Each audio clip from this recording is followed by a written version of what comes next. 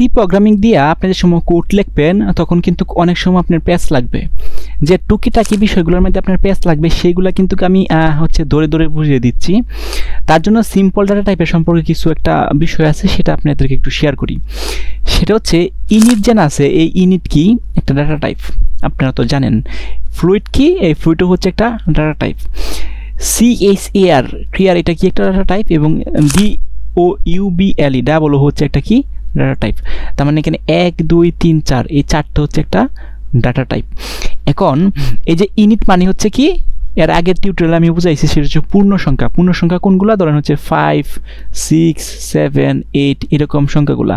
Flute কি, flute হচ্ছে দশমিক সংখ্যা, যেমন ধরেন 4.2 6.2 ধরেন হচ্ছে 7.6 এরকম দশমিক যত সংখ্যা আছে সেগুলোকে আমরা ফ্লুট নাম্বার বলে থাকি।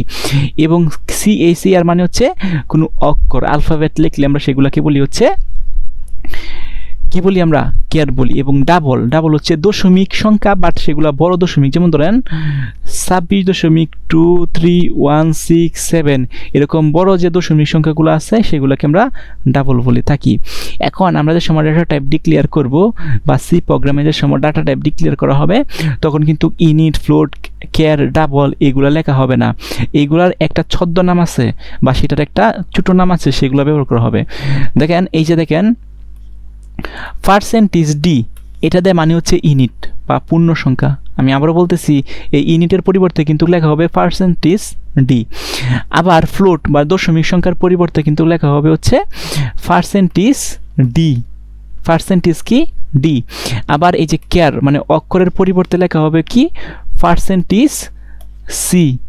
এবং ডাবল অর্থাৎ দশমিক সংখ্যা যেগুলো বড় সেগুলোর পরিবর্তে লেখা হবে %lf। সো আশা করি এই যে প্রত্যেকটা যে বিষয় আছে সেই যে সংক্ষিপ্ত ফরম্যাটগুলো আছে সেগুলো কিন্তু আপনাদের মাথায় রাখতে হবে, কারণ এইগুলো যদি আপনার মাথায় না রাখেন তাহলে সি প্রোগ্রামিং যে সময় কোড করবেন তখন কিন্তু ডাটা টাইপের সামনে কিন্তু ইনিট ফ্লোট কেয়ার ডাবল এগুলো থাকবে না। আপনার বুঝতে হবে ইনিটের পরিবর্তে %d, ফ্লোটের পরিবর্তে %f, CHAR এর পরিবর্তে %c, ডাবলের পরিবর্তে %lf। এই বিষয়গুলো কিন্তু আপনাদের মাস্টই মাথায় রাখবেন।